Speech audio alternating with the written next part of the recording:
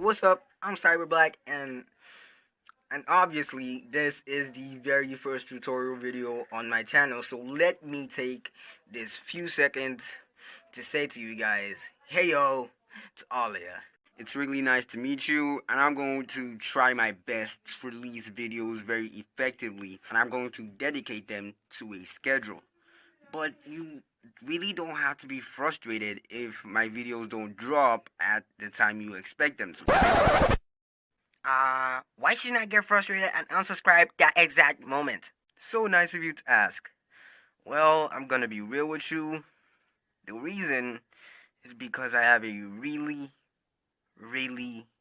light pocket, and I have to cut cost and improvise, so I animate on my phone. And no matter how much I step on the gas, the animation process is still really slow because it's just a phone. So yeah, I'm going to do my best to release these videos as effectively as I can. I'm going to do the best in my power. I repeat, the best in my power. So have you ever tried to animate water and it ends up looking like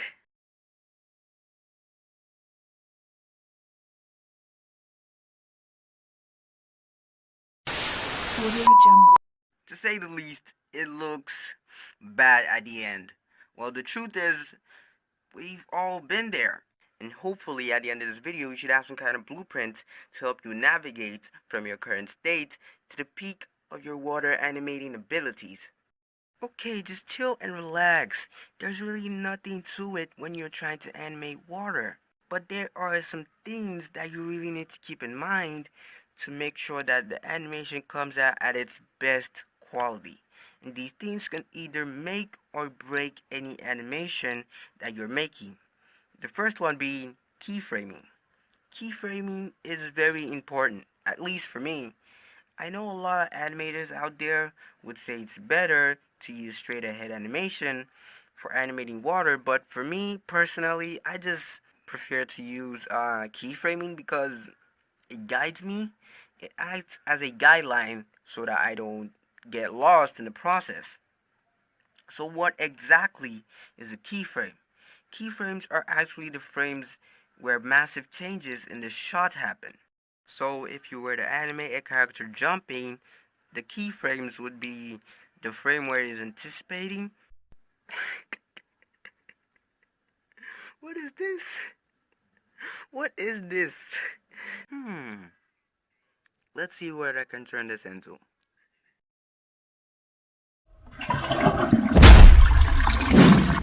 Attention all students, do not eat the new apple pie in the cafeteria. I repeat, do not eat the apple pie.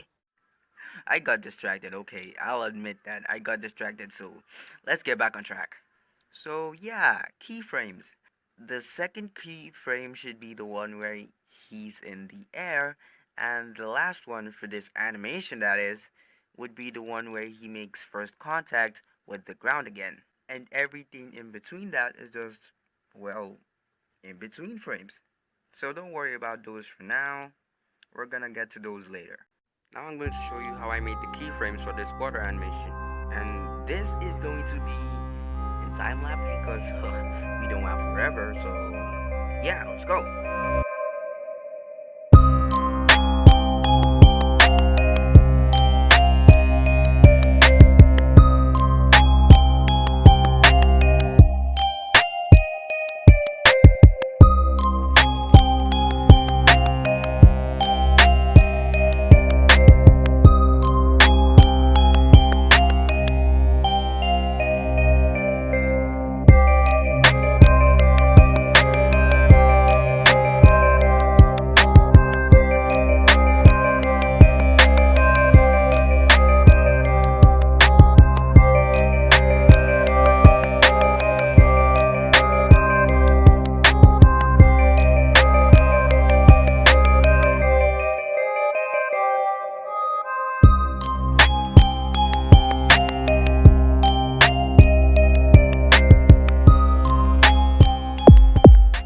Now that you're done with the keyframing, You'd be thinking the animation would be done and ready to go. You couldn't be more wrong. Actually, the animation at this stage is still like a cake without the icing. One thing that will help you put the icing on that cake is, drumroll please,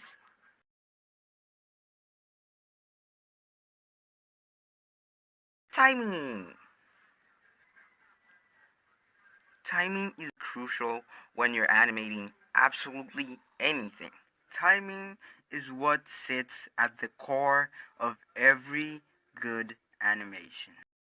Timing is actually the amount of frames or the amount of time it takes a character or an object to transition from one keyframe to another. So, if you break it down, timing is actually the amount of in-between frames you put between every keyframe. How does all this contribute to our water? Well, the timing of a good water animation should be fluid because water is a fluid. And to make fluid movements, you have to add a lot of in-between frames. So yeah, you're gonna be doing a lot of drawing. But it's gonna be easy because you already have the keyframes to guide you. So you could just get some good music going, zone out, and just get things done.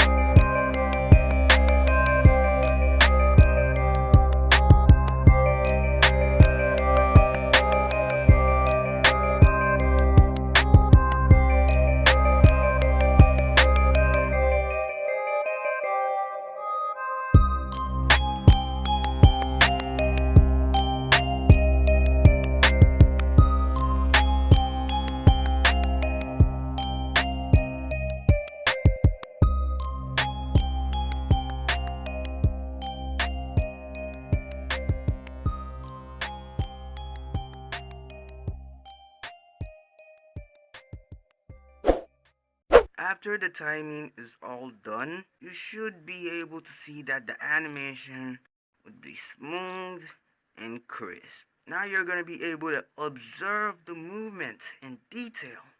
If you can't, don't worry, you can go back and add more in between frames to correct the timing. Now for the final and easiest step. This step is so easy, it's like a second grader's homework, so you can handle this. No stress. The last step is detail. Since we're tying all the steps that we're doing here to cakes, I guess this should be the sprinkles, I guess. Yeah. The detailing is the sprinkles on the cake. The sprinkles, the details can be anything as simple as color or anything as complex as lighting. Whatever it is, it's what helps you add that touch of character and uniqueness to whatever you're animating. Why this is so darn simple is because here you can do whatever you want. And it's still gonna look good because ain't nobody gonna tell you I put sprinkles on your own cake. So just do what you want and get free with the process. Just trust yourself. Because even the most complex animation studios have their own different detailing styles for water.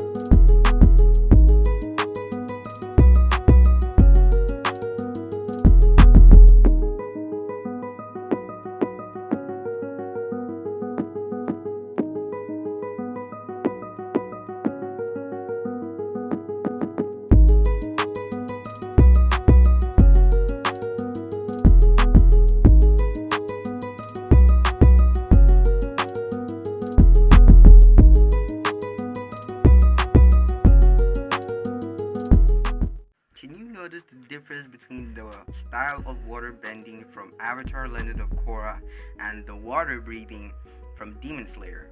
Although they're entirely different, you can't say one of them is wrong, and the same thing applies for a lot of other popular animations. So you can just go out there and look at your favorite anime or go online and find a water detailing technique that suits you and try to replicate that. I can't really recommend anything for anyone because we all have different things that we find visually appealing, but I can at least show you how I do mine.